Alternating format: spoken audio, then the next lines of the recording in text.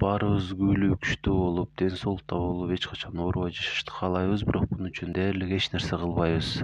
Ошондуктан бүгүн мен жалкоолорго кеңеш бергим келди. Анткени сиздерден өтө аз нерсе талап кылынат. Күнүнө балким 1 мүнөт же андан да аз убактыңыздар кетет аны аткарып койгонго. Бирок ден соолугуңуздар үчүн ондон ашык пайдага жетесиздер.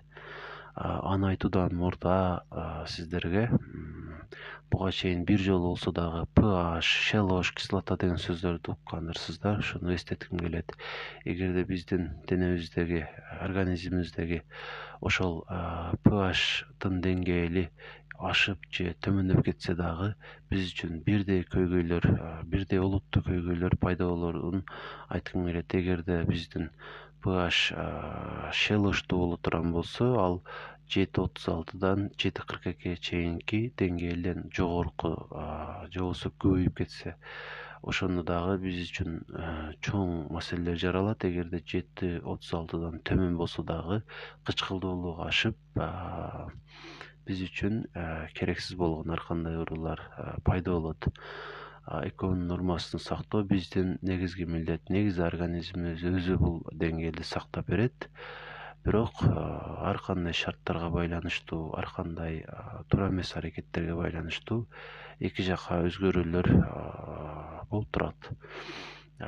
Бирок ошондой болсо дагы учурда pH'тын азаюусу эмес, көбөйүүсү, алкалозго жакындоосу көп.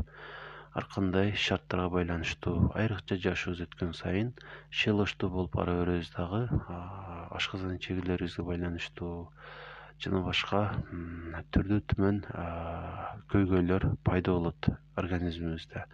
Мисалы, калий азайып кетет. Демек, бул бизде жүрөк менен дагы маселени пайда кылышы мүмкүн.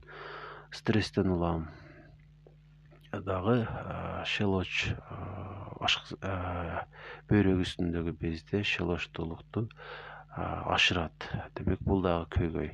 Ошондуктан биздин максат pH'ты төмөндөтүү эмес, нормага жеткирүү. 7,42ден 7,36га. Ал үчүн бизге эмне жардам берет? Аны мен сиздерге көрсөтөйүн. Бул болсо алманын уксузу.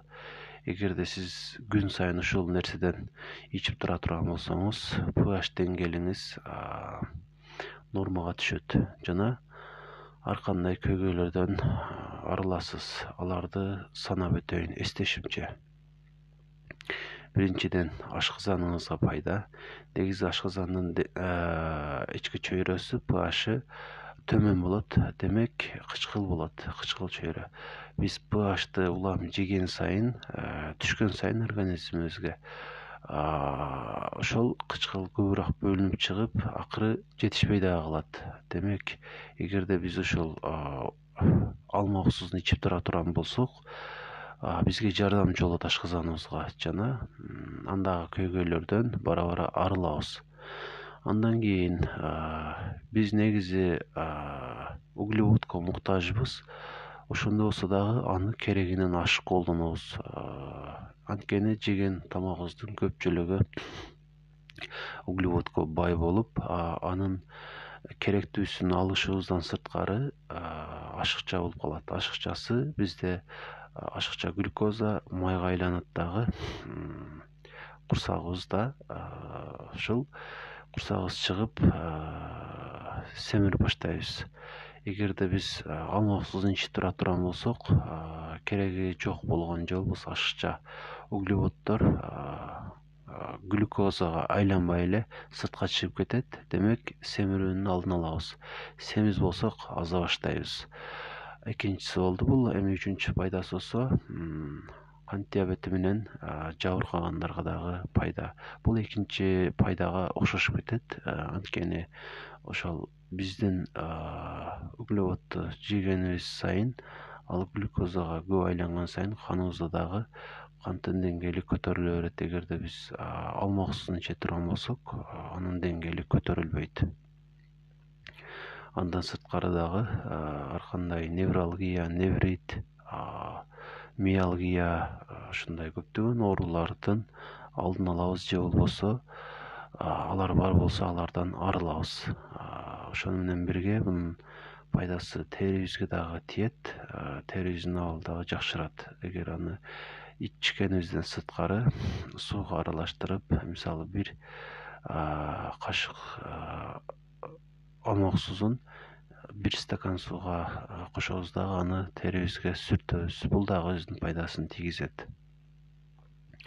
Андан сырткары дагы пайдаларын айта турган болсом, алмак суусунда кверцетин деген зат бар. Ал болсо биздеги керексиз болгон улуу заттарды сыртка чыгарып, айрыкча өпкөбүздөгү жакшы дем алып калабыз.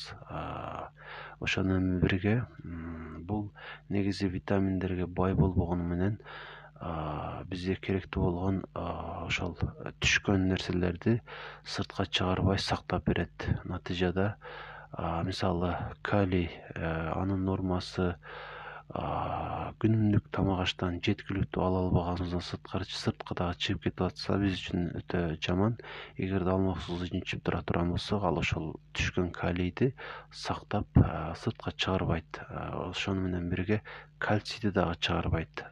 Демек, кальций дагы сиңимдүү болуп, керектүү жерине жетет деп айтсак болот. Бул баары эмес, мен эстегендери алмак суусунун мындан башка дагы толтура пайдалары бар. Ошондуктан аны күн сайын колдонуңуз. Колдонуу ыкмасы эң жөнөкөй. Бир кашык алмак суусуна бир стакандан азыраак бөлмө температурасындагы же болбосо бир аз жылуу сууга экөөнү кошуп туруп ичесиз. Күнүнүн кайсы убагында болсо деле бирдей пайдасы тие берет. Жана бул сиз үчүн кыйынчылык жаратпайт деп ойлойм. Ошол азырча.